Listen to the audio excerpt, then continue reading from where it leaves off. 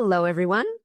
I am Shannon Brown. I am a sound healer, vocalist, educator, and ceremonialist, and I support my clients to awaken their voices and unleash the power of sound. Welcome to the Sacred Sound Summit. Awaken your voice, heal through sound, and transform your life. This week, you will experience a revolutionary online gathering of renowned sound healers, vocal alchemists, ceremonial leaders, and visionaries in the field of sound. This event will awaken, empower, and elevate your understanding of sound as a gateway to transformation, healing, and expanded states of consciousness. Today, I welcome Martin Ball. Hi, Martin. Hey, Shannon. Great to be with you today. Nice to see you. Today's title is Psychedelic Sessions, Music, and Authentic Expression and Embodiment. I love this area. As a plant medicine guide and ceremonialist, this is a really important topic for me. Sound and psychedelics, music and psychedelics. So we're going to jump in a second, but first I'm going to read Martin's biography. So Martin W. Ball, PhD, is a non-dual entheogenic educator, author, podcaster, teacher, artist, and musician. As a self-taught multi-instrumentalist, he's been making his own unique style of genre-bending instrumental music since the age of 15, which he collectively refers to as shape-shifting music. Martin appreciates music as an ongoing journey of self-exploration, creativity, and authentic expression that is deeply informed by his interest in altered states of consciousness, psychedelics, nature, and energetic embodiment. While he is best known as a leading voice in the psychedelic community and as an author on non-duality and entheogenic experience, primarily focusing on the God molecule or 5-MeO-DMT, musical creation and expression is a huge part of his personal life and a love that is near and dear to his heart and his sense of self. In this talk today, he'll explore the powerful role of music in psychedelic sessions, from curated playlists to spontaneous embodied creation that channels deeper levels of the universal self. Martin believes music is a vital energetic input in sessions and advocates for the diverse, non-culturally specific soundscapes that inspire novelty, flow, and transformation. His musical creations reflect this vision, ranging from spacious soundscapes to rhythmic journeys using a wide array of instruments and natural field recordings. You can find his music on all major platforms under the name Martin Ball. Welcome, Martin. Yeah, thanks, Shannon. Thanks for reading all of that. Yeah, of course. No, it's wonderful to put all these pieces together and to know that you've been running this podcast for years and talking to all these experts in the field of psychedelics and creativity and all of the spiritual aspects of all of these medicines, and specifically 5-MeO-DMT, which is one of my favorite medicines and definitely something that is the most consciousness expansive experience that I've ever had in my life. So, and I do know that when I have had experiences with psychedelics, music is such a very important part of it. So tell me, Martin, let's talk about this. What's the relationship between psychedelics and music? Yeah, well, first of all, when we look at, say, traditional cultures that work with psychedelics as part of their ceremonial life and part of their rituals and their spiritual experiences, pretty much always, I do not know of a single example of an indigenous culture that works with a psychedelic medicine that does not also have an accompanying music tradition, that these go hand in hand. And this connection even got kind of overridden a little bit in contemporary Western culture. Terence McKenna came along and he promoted this idea of taking 5 grams of mushrooms alone in the darkness and in silence. That was one of these famous quotes from Terence McKenna, and sort of promoted this sort of masculine heroic ideal of the psychonaut as someone who is completely on their own, completely isolated and no sound, and that they're going through their experience in this very individuated way. And again, in contrast, when we look at indigenous cultures, psychedelics are almost always used in the context of community, first of all. They're not alone. And there might be darkness, but there usually is some form of fire or candlelight, usually not complete darkness. And some traditions actually work with psychedelics during the day. Um, Not even firelight there, but there's always music involved. And that when we get to these different cultures and traditions, we can even see, like, if you experience these different medicines, you can actually feel into this music style goes with the energetic signature of this psychedelic. And this is one of these phrases that I like to use, that all psychedelics are energetic amplifiers, but each psychedelic molecule, and the molecules themselves, are little packets of energy, in the sense that all chemicals and molecules are different combinations of different elements put together in different geometric patterns. And each one has energy to it, right? We can go into Einstein, E equals mc squared, that energy is mass times the speed of light multiplied by itself. So energy and mass are interchangeable. So these little bits of matter are actually little packets of energy. And when combined in these different structures and we ingest them, it changes and amplifies our energetic experience of being. And by that, I mean it changes our sense of our emotions, our sense of our perceptions of things we see, things we hear, what we taste, how we create. All perception is a reconstruction. We receive these energetic inputs from outside in our sensory organs, then translate them through the structures of our brain into, oh, I'm seeing this, I'm experiencing that. But we ingest these little energetic packets, and they change and amplify the way that we experience ourselves and experience reality. And again, with these songs, that there is a match between the energetic signature of these different styles of music from these different cultures and the psychedelics that they tend to work with. So ayahuasca icaros don't sound like peyote songs in the Native American church, which don't sound like songs from mushrooms traditions coming out of Mexico. So there's all these different styles of music that get incorporated into these ceremonies. And often within these cultures, they talk about how the music itself has the capacity to guide, shape, and structure your psychedelic experience, which is very important, because when we take these little packets of energy and change and amplify our energetic experience, it can be very disorienting. It can be very novel. It can be very strange. It can be scary. But music and the vibrations of the music and the structure of the music provides a vehicle that transports through the experience and provides a certain sense of structure to it at the emotional level, at the mental level, at the physical level, that you can feel the beat, you can feel the vibrations, and it provides guidance for psychedelic experience. So my model of psychedelic experience always includes music. There can be time for silence. That can be very powerful. But the whole idea of, I'm going to do 5 hours alone in the dark with no music or no sound, I personally think that that's just actually antithetical to really receiving the full benefits of the psychedelic experience. Yeah. And one thing that came up when you were talking about this, it's this idea that our logical minds step back when we're working with psychedelics. And therefore, it's almost as if the music becomes the therapist in a way. The music becomes the space holder. The music becomes the guide, because the music is not logical in many ways. It doesn't attend to the logic in our minds, which is stepped away. The default mode network steps down, and the structures in the brain start to shift, so that we actually can't even think in a logical manner. We are in this process, and the music is almost like it's the ship that we're sitting in, and it's taking us on the ride. Yeah. And one of the fascinating things about music and psychedelics is that we can lose track of pretty much anything in a deep psychedelic state. We can lose track of concepts, of words. We could forget like how to talk.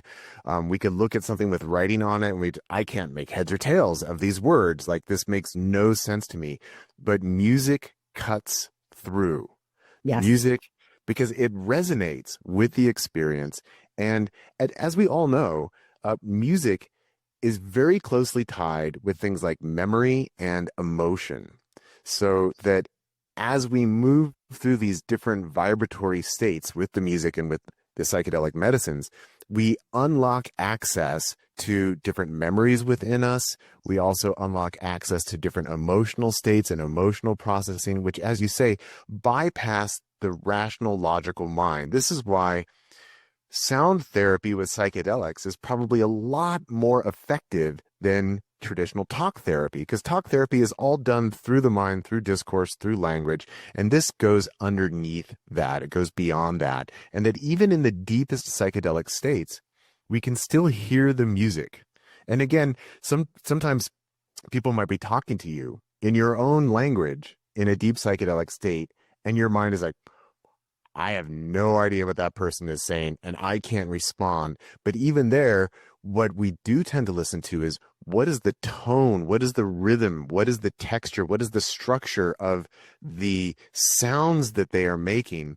So that these are the elements that often we're more processing at an unconscious level, because we're listening to the words that somebody is saying. But this is switching more into like a musical mode where, oh, now I'm listening to this person's speech actually as a form of song, and that I can understand the intentionality and the emotionality of it without being able to discern individuated words within this. So it bypasses these structures and speaks to us at an immediate biological level. Yeah, I love that. And interestingly, when I'm teaching my students to sing, we're not trying to it often is more about the emotional experience that we're bringing into the song. It's not about saying a speech. It's not like me reading a bio.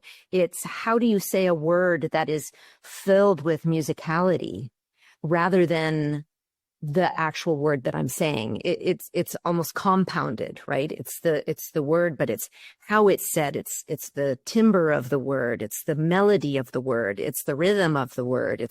And it becomes less and less even about the word. It's about it becomes the vibration, right? Yeah. It's the vibration in the experience.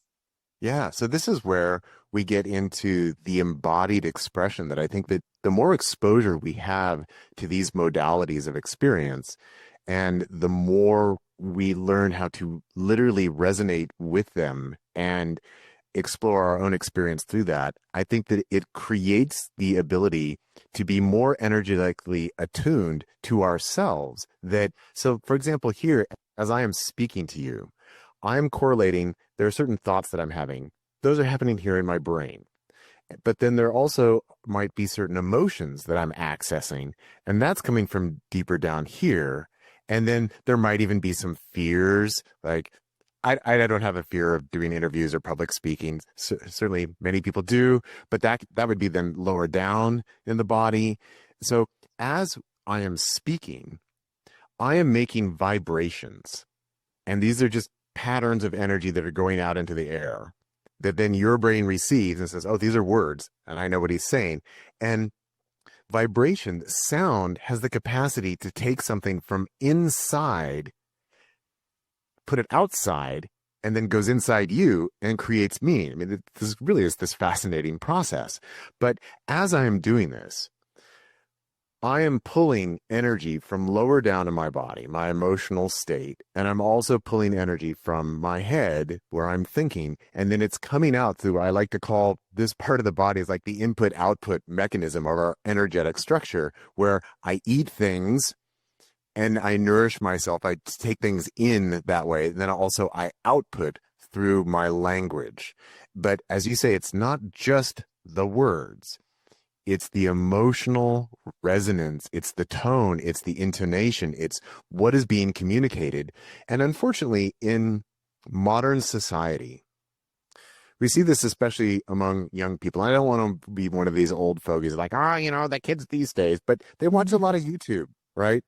And they get and a lot of TikTok, and they get a lot of information online. And, linguistic researchers have looked at, there is YouTube speak, that there are certain idiolects that are used within online discourse among young people, where they all end up sounding and talking the same, and they use the same intonations, they use the same language. As particularly for young women, there is this tendency to uptick in their voice, where every sentence kind of sounds like a question, like that's become somewhat endemic. And then, we get like, bye, these phrases that get used. But what I'm saying is that through culture and society, we actually get programmed in terms of how we are allowing ourselves to embody and express ourselves. And then it gets formatted into these ways that, oh, this will do well on YouTube. This will do well on TikTok. So I'm going to use these gestures, use these languages, and use these formats. But what's lost in there is any kind of authentic, individuated self-expression of where is my alignment? Where is my truth? What is my way of speaking? Because it's this emphasis on fitting into a pre-formatted energetic signature that gets likes and subscribes on YouTube. So again, going back then into the sound experience, the more we resonate with sound and the more we resonate with music, and particularly through these enhanced altered states, people discover their own authenticity, where I'm sure you've experienced this, where someone is, working with a psychedelic medicine and all of a sudden they are wailing and crying. And afterwards they say, I have never cried like that. I've never wailed like that. And often people will say, I heard things in my voice that I haven't heard before. And then even afterwards, their voice might shift. They don't sound, quote, like themselves anymore, but there's a quality where we can hear, that's the real you.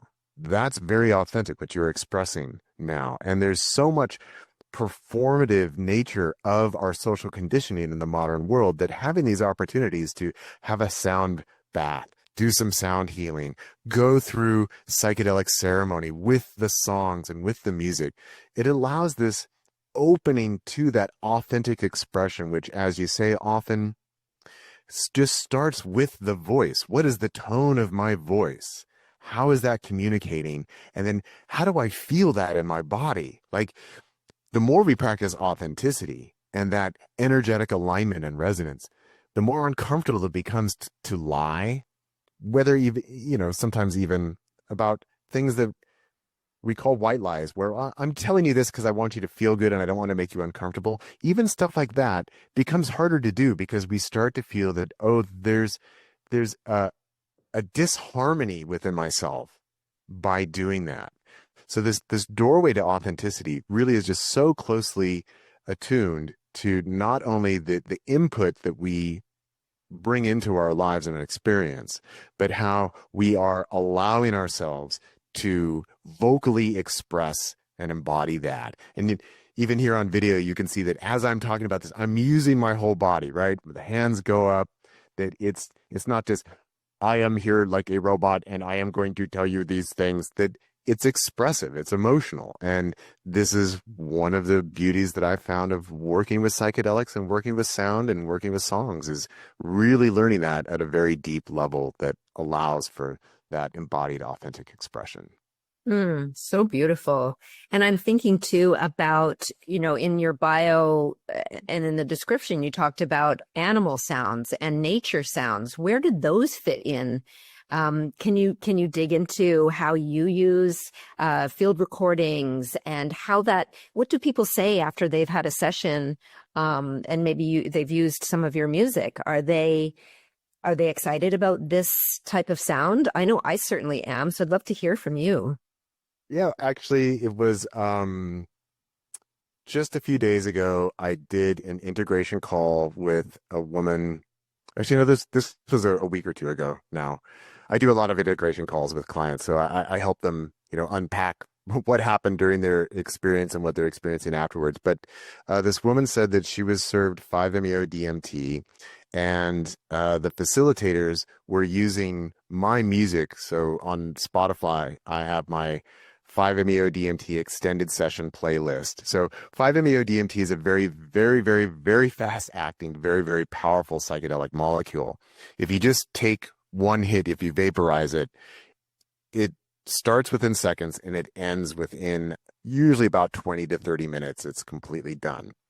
But I have a playlist that's about an hour and a half long. So it's for the idea of extended session, where I like to promote the idea of, well, don't just do it once, but when you feel you coming back down, go back in. And then I have proposed a model of doing that 3 times over the course of the session. So that playlist is designed for that kind of model. But anyway, the woman said that not only did she love the music all the way through, but she said at the peak of the experience, and this is getting to your question, because a lot of the songs on that playlist, I have like bird sounds and crickets and frogs, sometimes things I've recorded here in my backyard.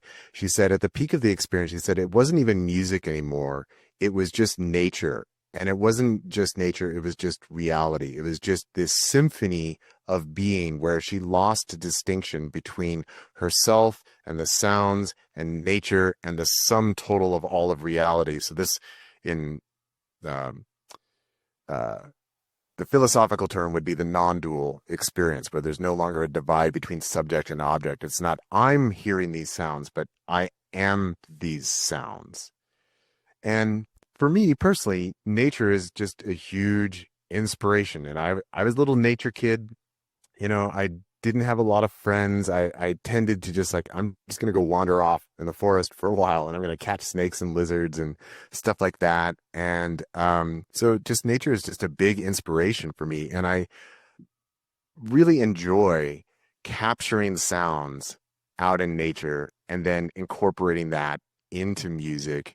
And I think that even that is potentially, healing. That's a big loaded term, but maybe potentially reconnecting for people. I'm very fortunate. I live in a small town in Southern Oregon. I have a beautiful green space, an undeveloped lot right behind my house here, where I keep track of all the different birds that go through, and I get to every bear I've ever seen in Oregon has been right here, and we have deer every day, and the turkeys are out there and gobble, gobble, gobble, gobble, doing their thing. Sometimes I see foxes. But I love being immersed in nature and then using that. So I'm also a nature photographer, and then I use that in my psychedelic visionary art. I record the sounds out in nature, and then I incorporate that into my music. And I just like that idea of sort of constantly collaborating with nature. And then for people who are disconnected from nature, sometimes that might be their only avenue, is suddenly there's some frogs chirping in a song that gives them that feeling of that spaciousness of reconnecting with the natural world. The majority of human beings live in cities, and there's constantly the sound of traffic and helicopters and sirens and car alarms and sometimes gunshots and things like that. But just being able to hear nature, I think is just powerful for people. And also, I will say, as someone who likes to do field recordings, it's really, really hard to do, because even if you're way out in the middle of nowhere, you are still going to there's going to be a plane flying somewhere, or there will be a car 20 miles away and you can hear it. And so it's actually very difficult to get a clean recording of purely natural sounds without any introduced human mechanical noises. It's really, really challenging to do it. Yeah. Yeah.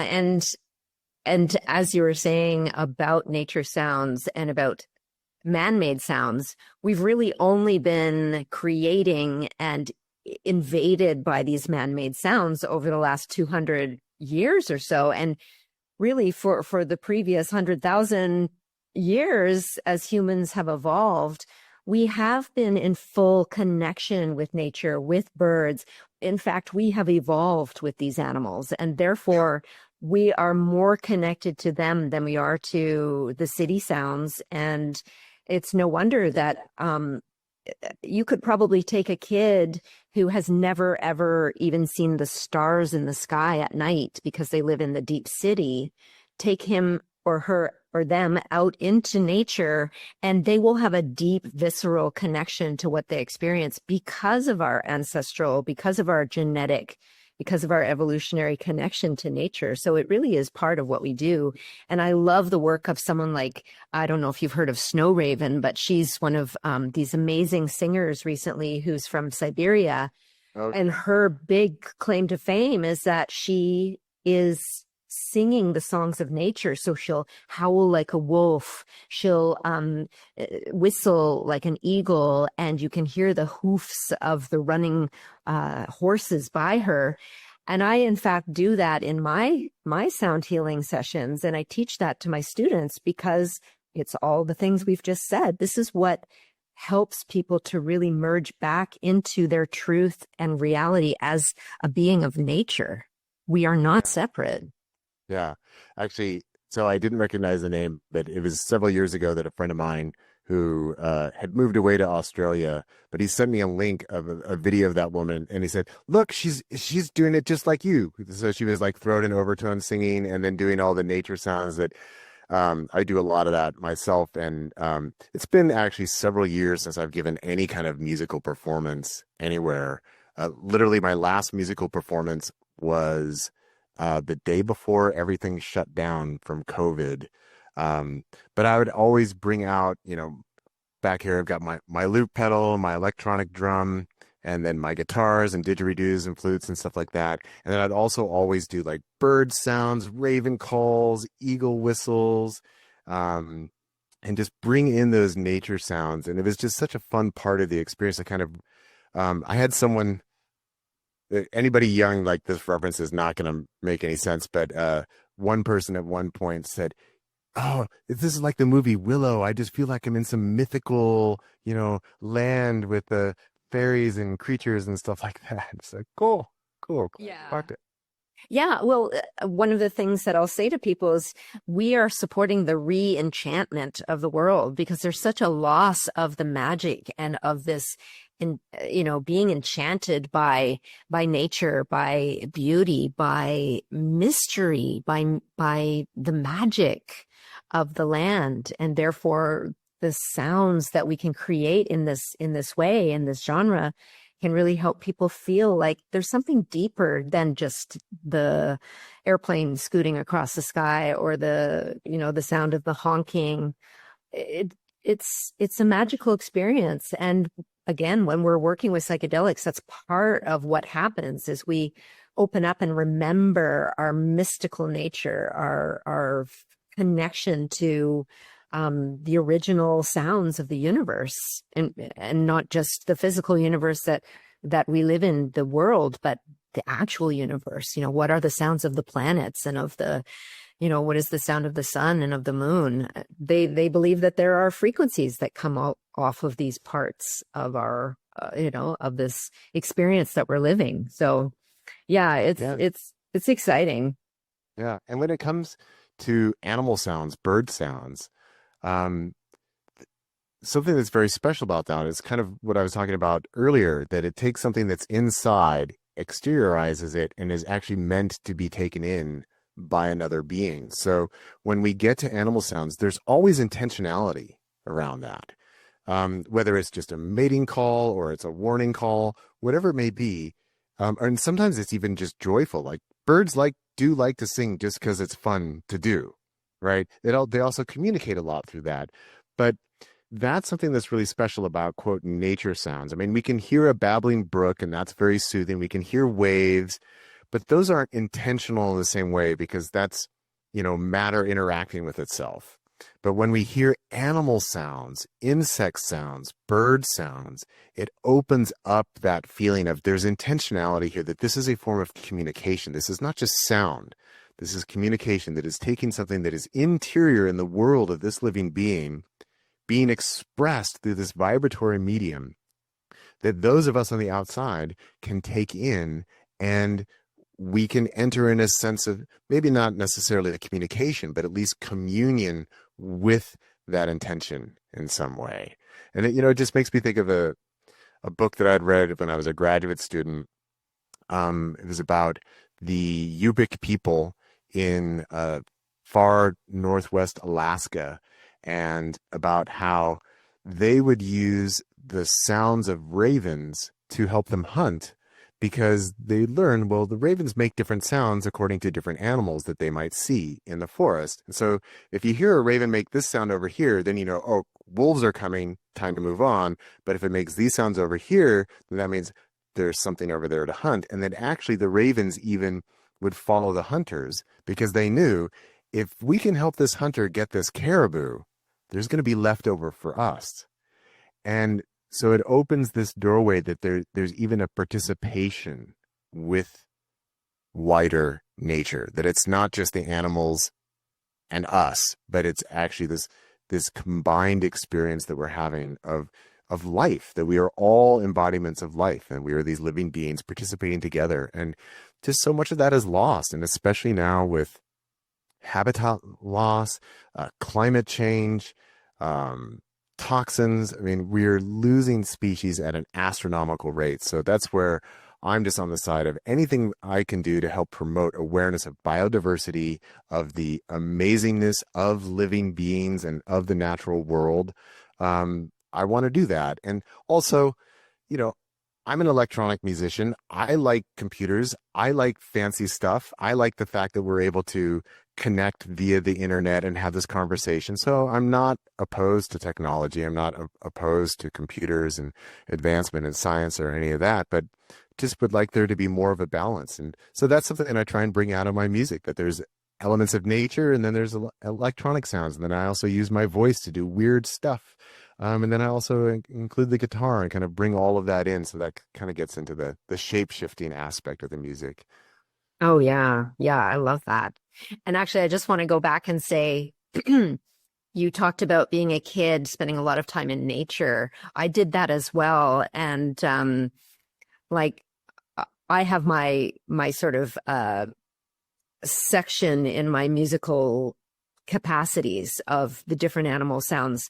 One being the loon. I'm from Canada, and we have beautiful loons on our lakes. And so, you know, I'll hold my hands like this and I'll do the loon call, and people are just blown away. I can go out onto the lake and do a loon call, and one will often reply back to me. So that, you know, yay for kids who spend a lot of time by themselves wandering around in nature, because the more we can do that, the more we can find new ways of doing things and different aspects of ourselves.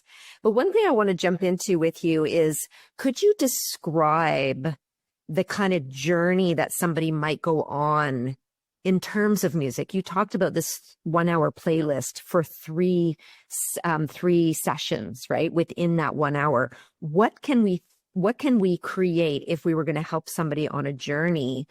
What is the rhythm? What are the notes? Like, what is the emotional impact of the music, and how would you describe it?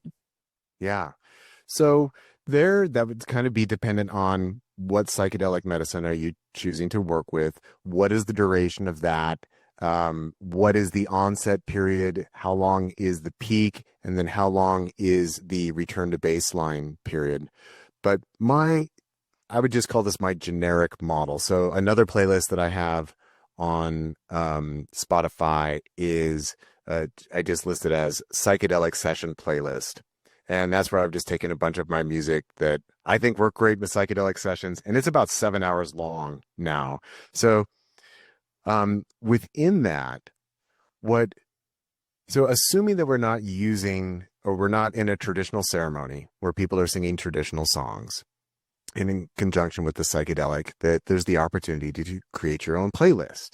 So some of my priorities around that are, first of all, I think it's important to mix periods of songs where it's more soundscape, or not necessarily as rhythmically or even as melodically based, but more of spacious sounds. Those can be really good at the intro, or as the come on, as we're just kind of settling into a space where it's more gentle. Then as the psychedelic tends to become more active, that can be a good place to have music that is more rhythmic, a bit more textured, maybe start introducing some more melodies there. And then even a lot of psychedelics tend to work in waves.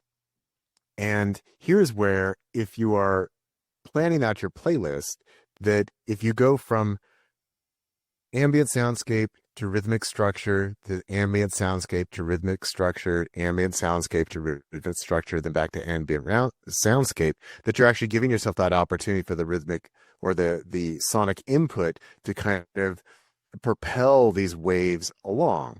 So again, most long-acting psychedelics, it's not like they reach the peak and then they're just go, go, go, go, go, but you, oh, there's a really deep part and okay, now I'm relaxing again.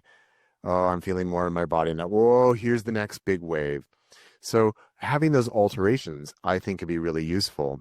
I also am of the opinion that because music can amplify emotional states in very powerful ways, that I do like to introduce that some of your music should be feel good and happy. And some of it, actually, I do recommend have stuff that's a bit edgy and that pushes the boundaries and that maybe makes you feel a little bit uncomfortable, so that that opens up the possibility that I have this input that actually is going to allow for some kind of cathartic release or to engage those emotions that we don't.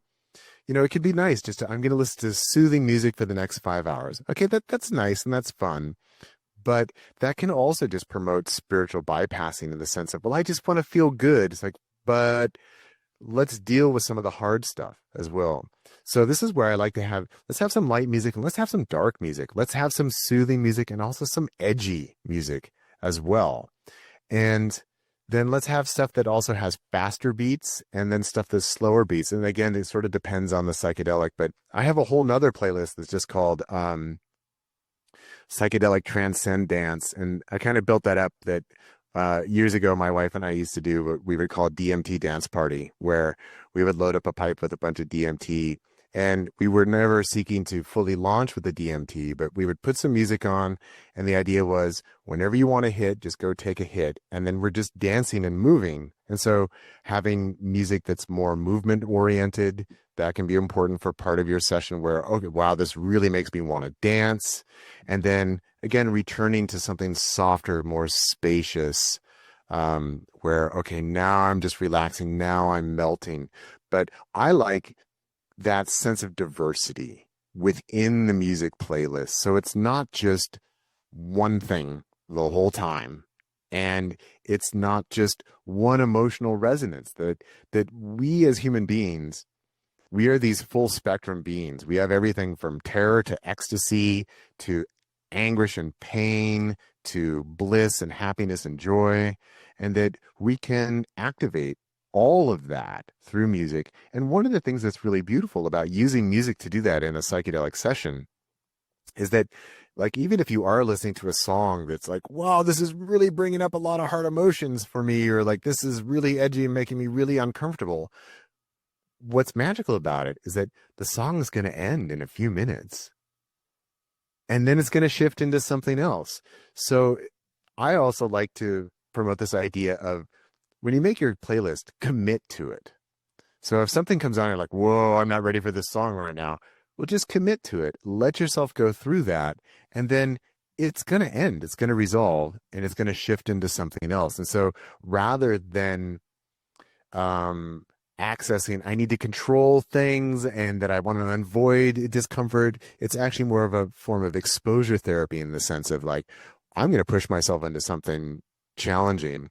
And then also, I like to include music that might just be interpreted as weird. Like those are a bunch of weird sounds. And I think that that's a lot of fun with psychedelics in the sense that it can really open up, again, depending on the psychedelic, but if we're working with one that's very visual and you get into like the weird stuff, it's just a lot of fun where it creates these whole realms and all these sounds, and it, it's so synesthetic when we're working with psychedelics that there's an emotional component, there's a mental insight component, there's a embodied component, there's a visual component, and they all blend and mix together. And that the music just provides so much input for all of that. But again, it's like using that diversity to really allow ourselves to go into these different states and different energetic processes so that we are able to achieve the fullness of what it is to be a human being and to be alive. That it's not always happy all the time. And also, hopefully, it's not terrible all the time as well. That life is a mix of all of these things. So I think a playlist should include that. So it should be a little bit playful, should be a little bit intense, should be a little bit light, a little bit dark, a little bit spacious, a little bit structured, have all of that. And then it's a full spectrum experience. Yeah. As you're speaking, I'm going into some of my psychedelic experiences and remembering some interesting things that I found from the sound. In particular, my very first ayahuasca experience, they were playing a drum, I believe, but for some reason, I thought it was a very large, almost like a 7 or 8 feet long, 3 feet high piece of metal that was they were waving back and forth, like there was something. And I was like, how did they get that big piece of metal in here, and of course later I asked, and they didn't really even know what I was talking about, but it turned out it was a drum. And in fact, I've listened to drums, not even in a psychedelic but more in a shamanic drum journey, where I was hearing flutes playing in the kind of in betweens of the sound. I was hearing flute. And so again, I asked, was someone playing flute? And the answer was no. So keeping in mind that not only are we incredibly sensorily sensitive during psychedelic experiences and non-ordinary states of reality, or even the hypnagogic, which we get to when we're in sound journeys without psychedelics, but these sounds can become anything. Our journey, our visions can actually imprint onto a sound, and the sound becomes something totally different. Yeah. Can you talk about that? What happens? Why am I hearing those things? Why is that going on?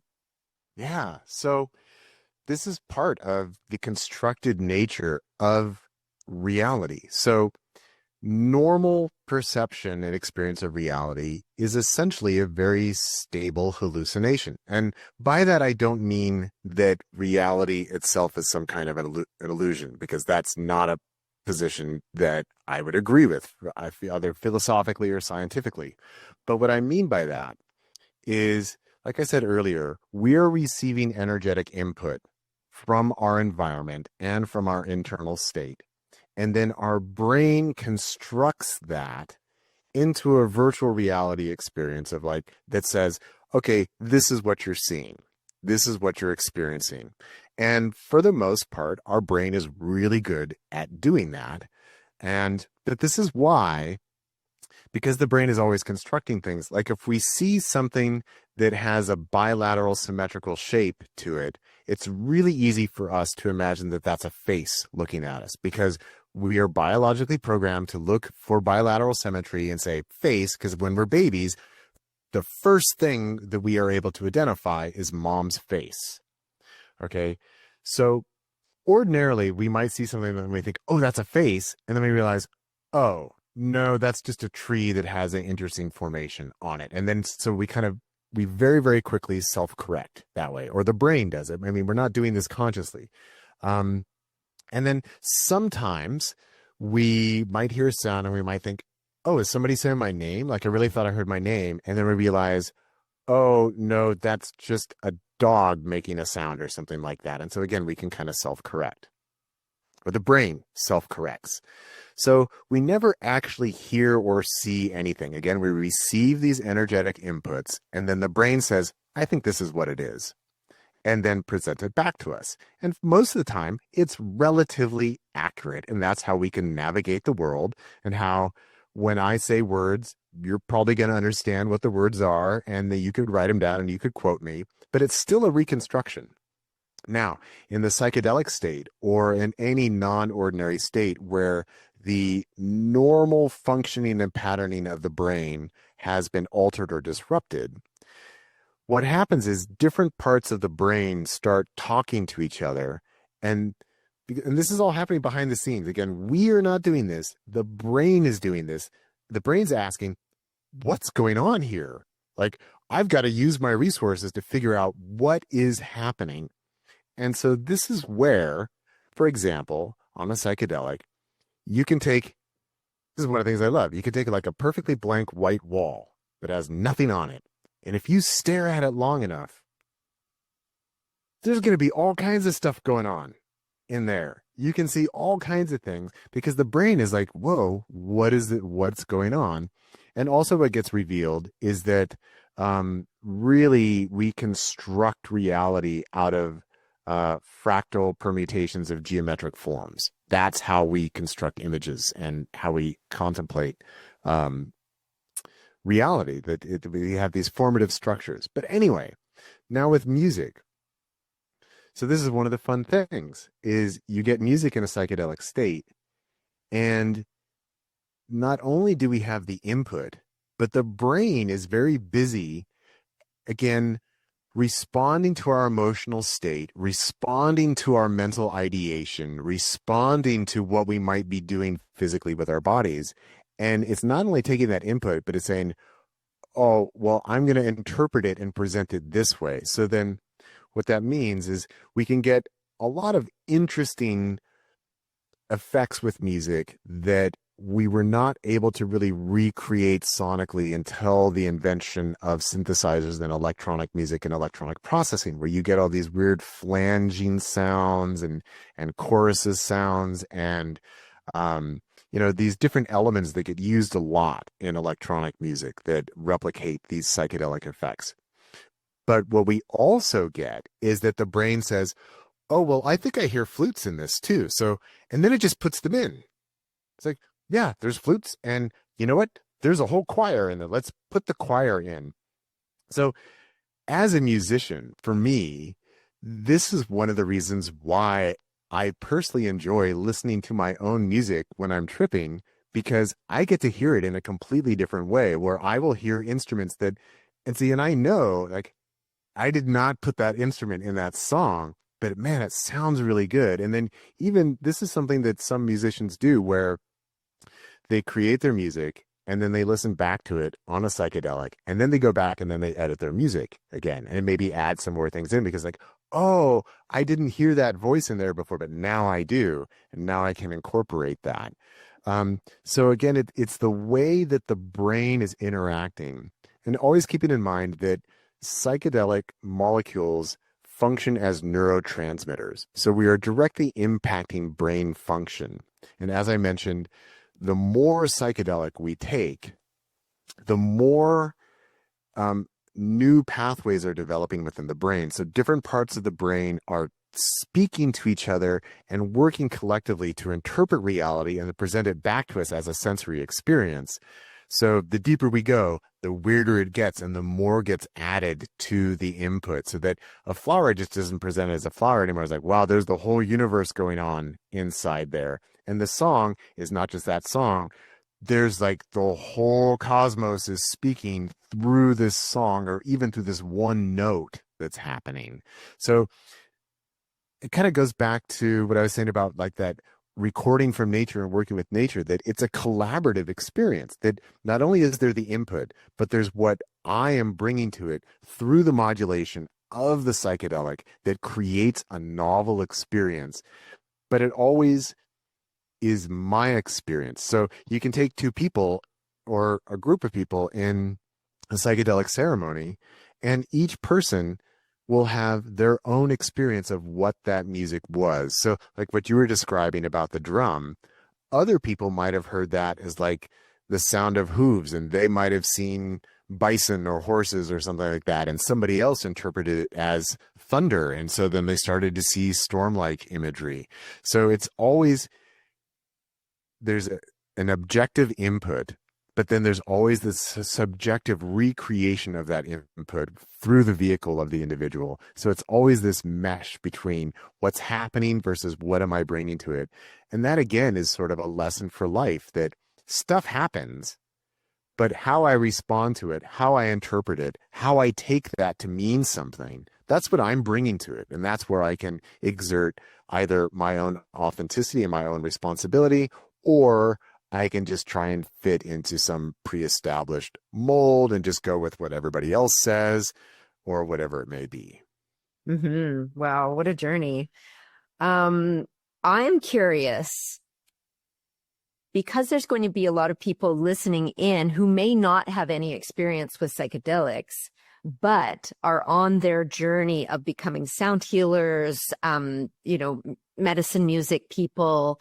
who aren't necessarily working with psychedelics, but we know that sound, and in particular sound healing sessions or playing the drum rhythmically and shamanically, can change our brain states into the theta, right? And in the theta, I mentioned it before, this is the hypnagogic state. It's not quite awake. It's not quite asleep. It's somewhere in between. So technically, it's a non-ordinary state of reality that could be accessed by a psychedelic. But for the sake of this question, it's being accessed through sound without psychedelics. So what could somebody who's not working with psychedelics, what would you tell them about creating these spaces for someone in order for them to shift their consciousness? What could they be doing that can help this person reach a deeper state of transformation and even healing through sound and sound journeys? Yeah. So let's go with the assumption that somebody is doing like a sound bath or like a sound healing journey event where they're playing live instruments, which might include electronic instruments. Again, I'm not opposed to electronic instruments. I love them. They're great. I love analog instruments too. They're all good. Combine them together, you get lots of interesting stuff. But here what we're looking for is, so assuming that we're in this kind of environment, you've got people that are lying down on their mats, and then you've got your nice lighting. That's, of course, you want to pay attention to the whole sensory apparatus and not just the sound, but are people physically comfortable? Are they a good temperature? How is the lighting? How's the airflow? Does everybody have enough space? So all of these set and setting kind of requirements, the same things that we would do in a psychedelic session, that we want that in some kind of sound healing environment. And then there is, so, sometimes musicians, they impose themselves on other people. Like, so here I'm just thinking of like drum circles, that sometimes you get people who, they're not listening to the rhythm that everybody else is doing, and they come in, they just go bop, bop, bop, bop, bop, bop, bop, and it's like, okay, you like, you broke it. You weren't being sensitive. You weren't listening. So listening is really important. And then also some people who, maybe they are listening, but then they're just going to make it all about them musically somehow. So I think that there always needs to be a lot of sensitivity as how is this sound being received, and what am I communicating with that? So that it requires a lot of sensitivity on the part of the person performing, and a lot of listening. And especially if they're doing it in conjunction with other people, you've got to be listening to the other musicians. You've got to be feeling into what is appropriate. And then also that feedback. So like in this situation, I'm imagining everybody's lying down, but people will still respond. You can see that their breath changes, or maybe people start making sounds, or maybe they start moving a little bit, or then sometimes people start squirming, or you can tell, like if you do something people don't like, they'll look at you like, whoa, why'd you make that sound?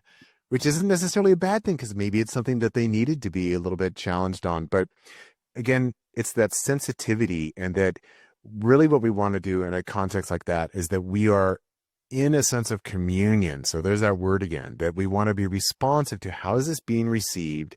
And then also, how is this in conjunction with whatever sounds are being made? Are they blending together, or is there an imposition, or is there an indulgence?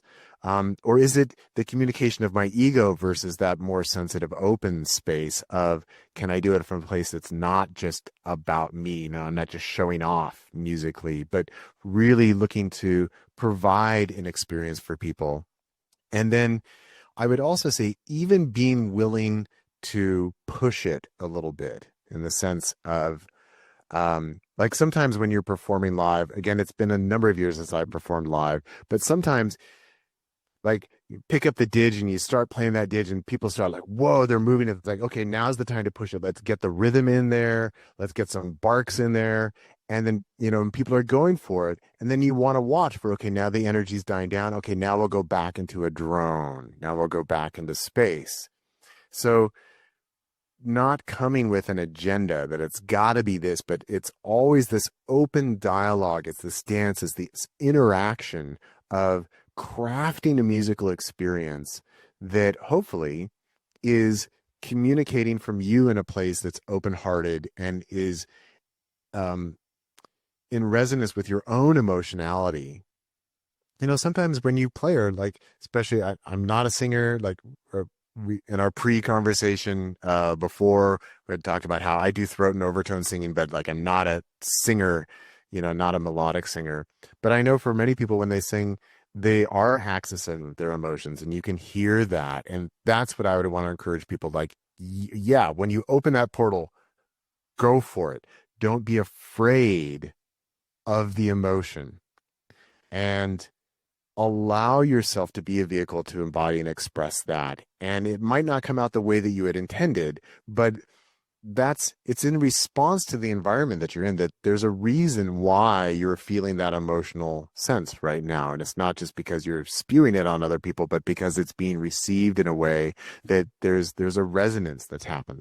Again, we are all just beings of energy, and music is one of the primary modalities through which we can enter into resonance and harmony with each other. And sometimes that's also through discordant sounds, like it's a heavy metal concert can be really cathartic for people, and the people who scream their lyrics, that can be really cathartic for people. So it's not just, it's got to all be beautiful.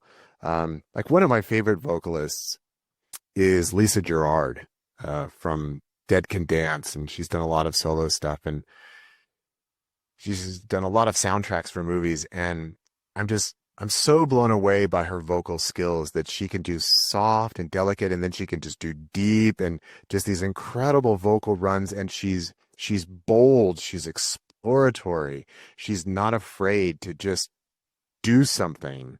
And so that's the kind of thing that I like to kind of encourage with people, is just like, really allow yourself to get into the sound and be the sound. And you've probably had this experience where it might be through playing an instrument or through your vocalization, where it's not me making the sound anymore. It's not me playing the instrument, but it's like the song is playing the instrument. Like, this is what needs to happen. And it creates this sense of sort of flow, and this flowing through, that I am now just a vehicle for this thing to express itself. And so it's kind of this transcendent state.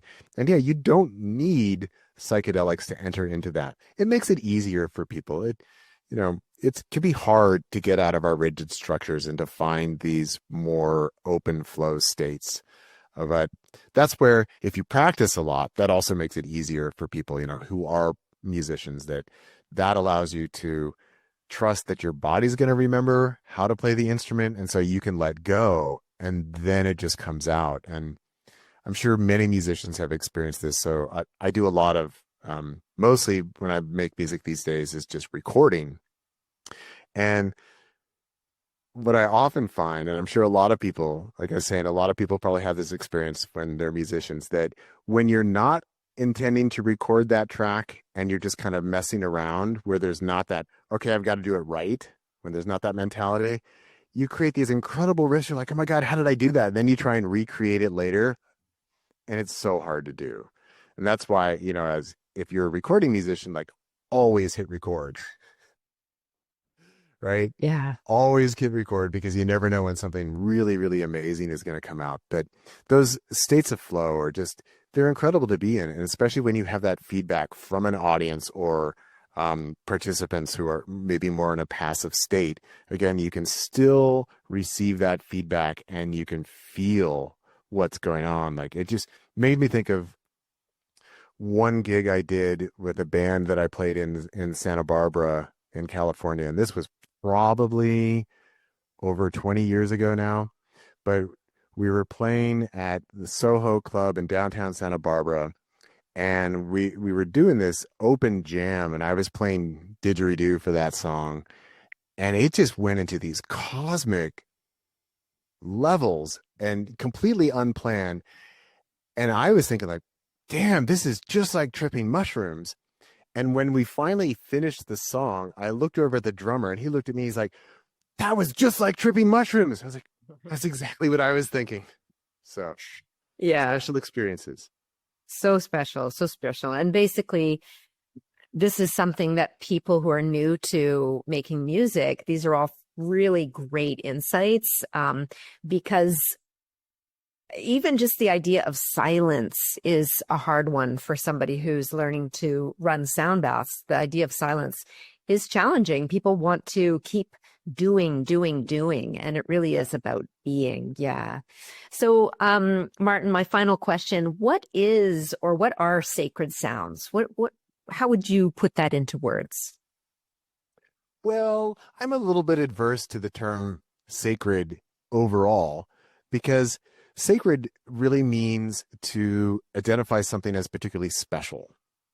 And so when we say, oh, well, that's profane, but this over here, this is special, right? It's implying that this is special. And here's where I'm a self-identified radical non-dualist. So one of the ways I like to put it is, as a non-dualist, there is no part of reality that is more God than any other part of reality. And that sacred is ultimately, it's a human construct and it's a human imposition on the world, and saying, well, I'm going to say this is special, but these other things are not special. But so that's like my ultimate answer to that. But moving beyond that, there are times where music and sound are more resonant and important for us than others. Like we're talking about, like in a sound healing journey or in a psychedelic session.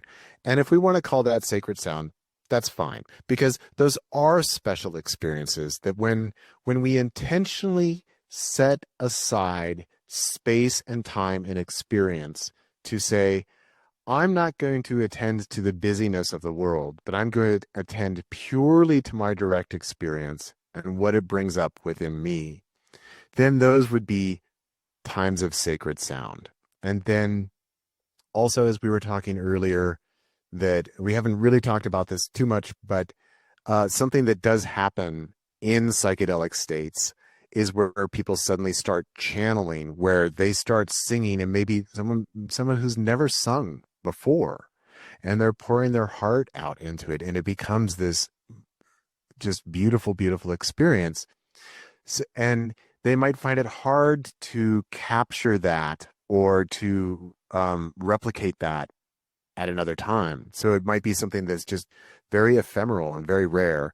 And so that's another thing that we'd say, well, it's a sacred sound. It was really special. So it comes down to how someone is receiving and kind of setting up their experience of the sound. That's what makes it sacred. So within the sound itself, there is no sound that's more sacred than any other sound. There is no singing style that's more sacred than any other singing style. And yes, we have ceremonial music and church music, and we say, yeah, that's sacred. But, you can still have a religious epiphany to an electronic dance track at Burning Man, and that can be just as sacred and just as ceremonial as anything else. So, these are loose categories, but it comes down to how am I receiving it and experiencing it, and what does it mean to me in this moment? That's what really makes it sacred.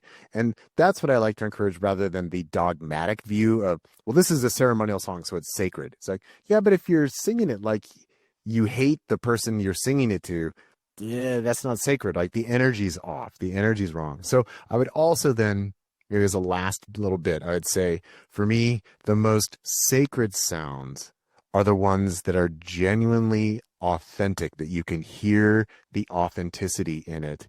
Again, even if it's electronic music, that you can hear that someone really put themselves into constructing this and that it resonates in a deep way. That's what makes it sacred. Beautiful. Thank you so much. When you're talking about one thing that's more sacred than another, it just is making me think about how, just all aspects of our own lives, everything we do, even the things that are considered gross or dirty or whatever, we need to do those things. Yeah. In order to be healthy people. And immediately my mind went to the Bufo alvarius toad, which a lot of people would look at this little toad and be like, ew, that's an ugly amphibian. And yet it takes one to the experience of being merged completely with God or goddess or the divine. So that's one of the deepest, most sacred experiences I've ever had. And that came from just a funny little toad. So Yeah. let's wrap it up here. Martin, I really appreciate our conversation. It's been really interesting. I'm absolutely sure our viewers are going to just totally dig it. And I know that you have a free gift, so there's a link below for anyone who wants to connect in with you and receive that. And so I just want to say thank you again for your insight, your wisdom, your knowledge, and excited to see you again and possibly chat on a podcast with you someday, and sending you off with all the best. Yeah. And I just want to say thank you for bringing me in to have this conversation, because normally, people want to talk about non-duality. They want to talk about 5-MeO, and they want to talk about facilitation, integration, and philosophy. And I'm down for all of that. But I love music. I have an ongoing love affair with music in my life. And so it's an absolute pleasure and delight to get the opportunity to talk about it here with you, because it doesn't come up. I've given many, many interviews, and it's almost never one of the subjects. So it's just been awesome. Really. Yeah. That's great. Oh, I'm so happy to hear that. All right. Well, and thank you to everyone for joining us today. Please go to the Sacred Sounds Facebook page and share your biggest takeaways from today's conversation with Martin. And I will be there to support and dialogue you the whole way. So thanks again, everyone. Take care. Bye.